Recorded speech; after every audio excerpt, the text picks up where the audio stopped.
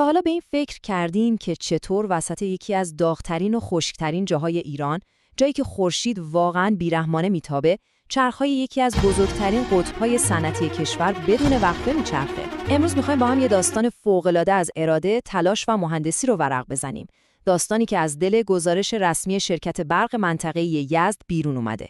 قصه آدم‌هاییه که تو قلب کویر نگهبان نور و انرژی هستن. آماده این؟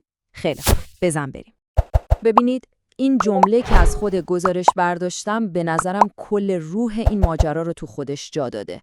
اینجا تو یزد خورشید هم یه نعمت بی‌نهایت و هم یه چالش نفسگیر. برای همین وقتی از کار و تلاش حرف میزنیم داریم از یه مبارزه واقعی و روزمره برای پایداری حرف میزنیم. این فقط یه جمله قشنگ برای شروع گزارش نیست. این به نوعی نقش راه کل این تحلیله. خب تو بخش اول میخوایم دقیقاً ببینیم چرا داستان برق یزد اینقدر خاص و متفاوته. این فقط یه گزارش فنی خشک و خالی نیست. این واقعاً روایت پیروزی اراده و تخصص بر محدودیت‌های خیلی خشن طبیعته. تضاد اصلی دقیقاً همینجاست، مگه نه؟ از یه طرف استانی را تصور کنید با گرمایی که گاهی نفس رو بند میاره و منابع آبی که به شدت کمه. از طرف دیگه همین استان قطب صنایع غول‌پیکری مثل فولاد، کاشی و سرامیکه که به معنای واقعی کلمه تشنه انرژی‌اند. سوال اینه چطور میشه تو دل همچین اقلیم چالش برانگیزی برق پایدار و مطمئن رو برای این همه صنعت تامین کرد؟ این همون معمای بزرگیه که میخوایم حلش کنیم. حالا که با ابعاد چالش آشنا شدیم، بیایید با هم یه سفر به گذشته کنیم. برگردیم به نقطه‌ای که همه چیز شروع شد.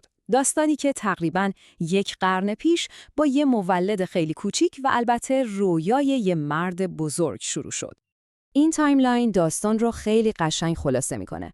همه چیز از سال 1309 و با همت یه فرد پیشگام و رویاپرداز به اسم مهربان کاووسی شروع شد. کسی که اولین جرقه روشنایی مدرن رو به یزد آورد. بعدش کم کم مولدهای دیزلی اومدن و محله‌ها روشن شدن. اما نقطه عطف بزرگ سال 1364 بود. اتصال به شبکه سراسری. این اتفاق یزد رو وارد یه دنیای کاملاً جدید کرد. و حالا رسیدیم به امروز که یزد تو زمینه انرژی خورشیدی هم داره به یه بازیگر اصلی تبدیل میشه. حالا این اسلاید رو ببینید و اجازه بدید این اعداد تو ذهنتون حک بشن. از 50 کیلووات، یعنی توانی که شاید به زور میتونست چراغ‌های یه 4 راه رو روشن کنه، رسیدیم به بیش از 3300 مگاوات. این رشد فقط یه عدد نیست، این نشون دهنده یه جهش صنعتی فوق‌العاده، رشد جمعیت و از همه مهمتر تلاش بیوقفه یه مجموعه عظیم برای پاسخ به این نیاز سرسام‌آوره. واقعاً شگفت‌انگیزه نه؟ خب، تولید برق یه طرف ماجراست، اما چطور این حجم عظیم از انرژی رو تو گستره وسیع کویر پخش می‌کنی؟ اینجا داستان زیرساخت‌ها و این شریان‌های حیاتی شروع میشه. به این عدد یه لحظه فکر کنید. 4493 کیلومتر. این طول خطوط انتقال فشار قویه. یعنی یه شبکه از رگ‌های فولادی که مثل تار عنکبوت توی دل کویر کشیده شده تا خون، یعنی همون انرژی رو به دورترین کارخونه‌ها و شهرها برسونه. و تو این شبکه عظیم 200 تا قلب تپنده وجود داره. 200 دستگاه ترانسفورماتور فشار قوی. وظیفه این قلب‌ها اینه که ولتاژ رو تنظیم کنن و برق رو با کیفیت مناسب به دست ما برسونن. بدون اینها اون خطوط طولانی عملاً بیفایده‌اند. و این عدد یعنی 15679 مگاولت آمپر ظرفیت کل این قلب‌های تپنده است. این نشون دهنده پتانسیل و قدرت عظیمی هست که در هر لحظه توی رگ‌های شبکه برق یزد جریان داره و آماده پاسخگویی به هر نیازیه. خب، این نمودار به ما میگه که این همه برق از کجا میاد؟ بخش اصلی یعنی 75% از نیروگاه‌های سیکل ترکیبیه که بازدهی خیلی بالایی دارن و این یه انتخاب هوشمندانه است. اما چیزی که برای من خیلی هیجان انگیزتره اون سهم 4% انرژی خورشیدیه. شاید الان کوچیک به نظر بیاد، اما یادتون نره داریم در مورد یزد حرف میزنیم. این یعنی تبدیل بزرگترین چالش، یعنی همون خورشید سوزان، به یک فرصت استراتژیک برای آینده. و حالا میرسیم به نقطه اوج داستان، به نبرد سالانه با هیولای تابستان، یعنی مدیریت اوجبار. این بزرگترین و سخت‌ترین آزمون برای هر شبکه برقیه، به خصوص تو استانی مثل یزد. اوج بار شاید یه اصطلاح فنی باشه، ولی مفهومش برای همه ما آشناست. داغ‌ترین روز سال رو تصور کنید، ساعت 2 بعد از ظهر. کولرهای گازی و آبی تو تمام خونه‌ها و کارخونه‌ها با آخرین قدرت دارن کار میکنن. اون لحظه دقیقاً لحظه اوج باره. لحظه‌ای که شبکه یا باید جواب بده یا فرو بریزه و خاموشی اتفاق بیفته. خب نتیجه این آزمون سخت چی بوده؟ این نمودار کارنامه قبولی اونهاست.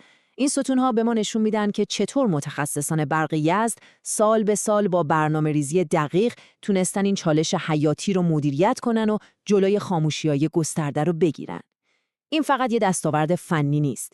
این یعنی آرامش و رفاه برای مردم در اوج گرما. تا اینجا از مهندسی و تکنیک گفتیم. حالا بیایید ببینیم این موفقیت‌ها تو دنیای واقعی، یعنی توی کارخونه‌ها و زندگی مردم، دقیقاً چه معنایی داره. فقط به این اعداد نگاه کنید، واقعاً حیرت‌آوره. یه شرکت مثل فولاد چادرملو به تنهایی توی 1 سال بیشتر از 1 میلیون مگاوات ساعت برق مصرف میکنه. این جدول مثل یه آینه به ما نشون میده که شاهرگ حیات اقتصادی استان و شغل هزاران نفر مستقیما به پریز برق وصله. یعنی پایداری این شبکه تضمین کننده پایداری اقتصاد منطقه است. پس نکته کلیدی اینه: هر تلاش برای پایداری شبکه برق، هر مدیریت موفق اوج بار، یعنی حفظ یک شغل، یعنی چرخیدن چرخ یک کارخونه و در نهایت یعنی رشد و توسعه برای کل استان. ارتباط از این مستقیم‌تر و حیاتی‌تر نمیشه. اما قهرمانان این داستان به موفقیت‌های امروز راضی نیستن. اونها همیشه یه چشمشون به آینده است تا برای چالش‌ها و نیازهای فردا کاملاً آماده باشن. این لیست فقط یک گوشه از کاراییه که همین الان در حال انجامه. ساخت پست‌های جدید، توسعه خطوط، همگی با 2 هدف اصلی انجام میشه.